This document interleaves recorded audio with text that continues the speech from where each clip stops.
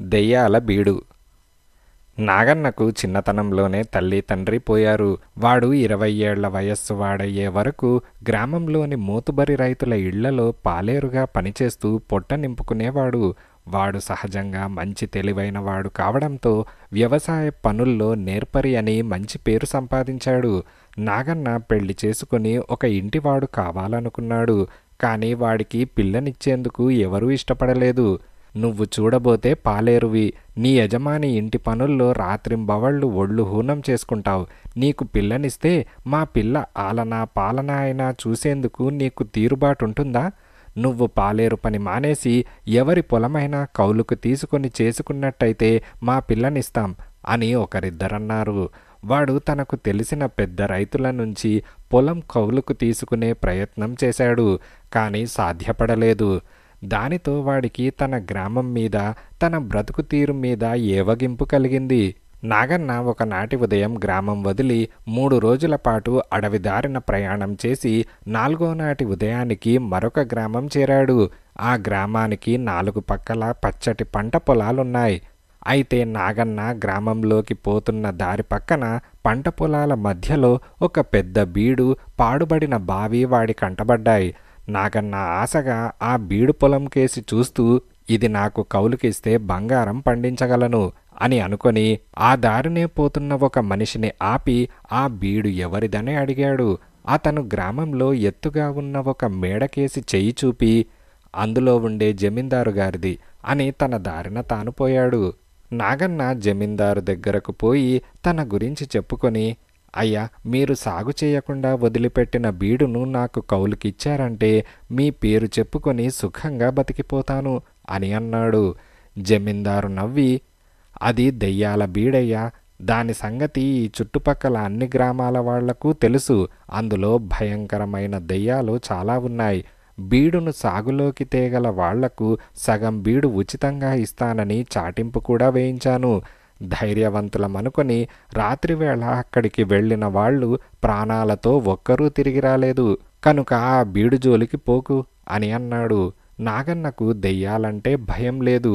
ఆ బీడులో నుంచి దెయ్యాలను తరమగలిగితే సగం బీడు తనదవుతుందన్న ఆశతో నాగన్నకు ఎక్కడలేని తెగింపు వచ్చింది.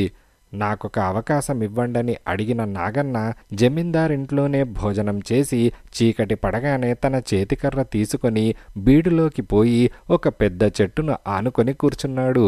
ఒక జాము రాత్రి గడిచేసరికి నాగన్న ముందు భయంకరమైన 2 దెయ్యాలు ప్రత్యక్షమయ్యాయి.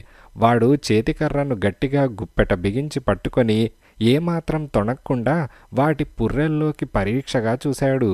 దెయ్యాలు 2 ఒక అడుగు వెనక్కు వేసి, ఆహా, ఏం నీ ధైర్యం! లోగడ ఇక్కడికి వచ్చిన వాళ్ళు మమ్మల్ని చూస్తేనే గుడ్లు తేలేసి పారిపోయేవారు. ఇంతకీ ఎవరు నువ్వు అని అడిగాయి. నేనెవరైతే ఏం గాని మీకేం పనిలేదా? మీ జంట దెయ్యాలు ఈ అర్ధరాత్రి వేళలో ఇక్కడికి ఎందుకొచ్చారు? మీకేం కావాలి అని అడిగాడు. ఇంతలో ఒక దెయ్యం, వీడు మన తగువు తీర్చగల సమర్థుడిలా ఉన్నాడు అని ఒక దెయ్యం అనగానే అవునన్నట్టు రెండో దెయ్యం తలాడించింది. ఈ పాడుబడ్డ బీడుకు మా ఇద్దరిలో ఎవళ్ళో ఒకళ్ళం అన్ని హక్కు భుక్తాలతో యజమానులం కాదలుచుకున్నాం.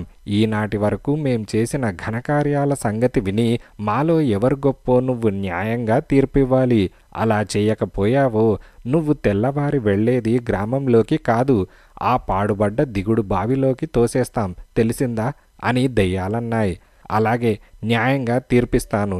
నాకు కావాల్సింది మీ శక్తి సామర్థ్యాలను గురించిన ప్రత్యక్ష సాక్ష్యం, గతంలో చేసిన ఘనకార్యాల గొప్పలు కాదు అని నాగన్న అన్నాడు. సరే, ఇప్పుడు మమ్మల్ని ఏం చేయమంటావో చెప్పు అని దెయ్యాలన్నాయి. నాగన్న తన చేతికర్రతో ఒక దెయ్యం భుజం మీద చిన్నగా కొట్టి, నువ్వు ఈ బీడు మధ్య ఒక చక్కటి అందమైన ఇల్లు కట్టాలి. ఆ పని ఈ అర్ధరాత్రిలోగా పూర్తి కావాలి అని అన్నాడు. ఓ, అదెంత పని అంటూ దెయ్యం వెళ్ళిపోయింది.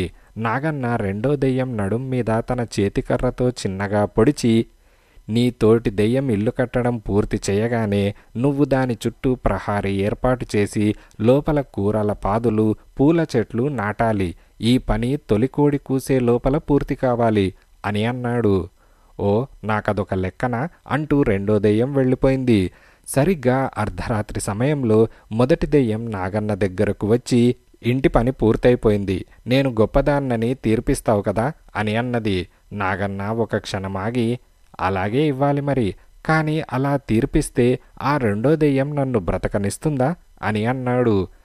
ఆ భయాలేం పెట్టుకోకు, నా వెంటరా, దాన్ని హతం చేసే మార్గం చెబుతాను అంటూ దెయ్యం నాగన్నను బీడు చివరకు తీసుకుపోయి ఒక మొక్క చూపించి, దీని వేరు చేతికి కట్టుకొని దీని కాండాన్ని ధూపంగా వేశావంటే అది చావడమో లేక కొన్ని ఆమడల దూరం పారిపోవడమో చేస్తుంది అని అన్నది.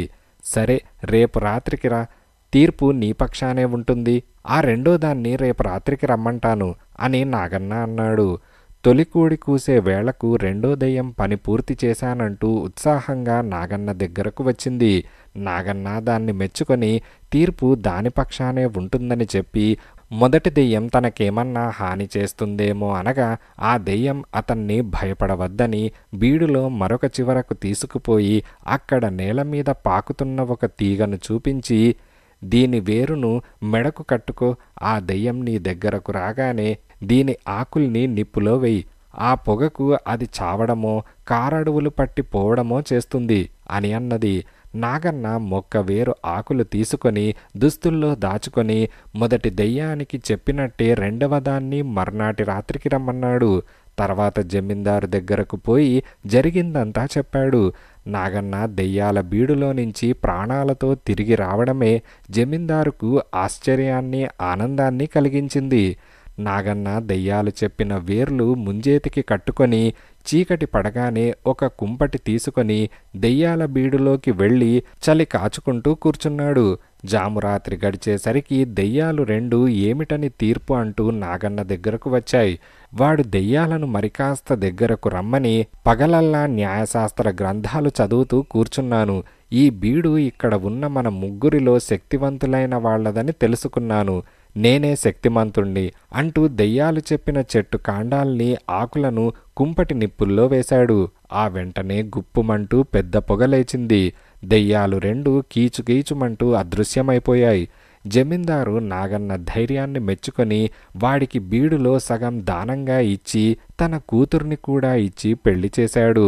నాగన్న ఒక ఇంటివాడై వ్యవసాయం చేసుకుంటూ సుఖంగా జీవనాన్ని కొనసాగించాడు.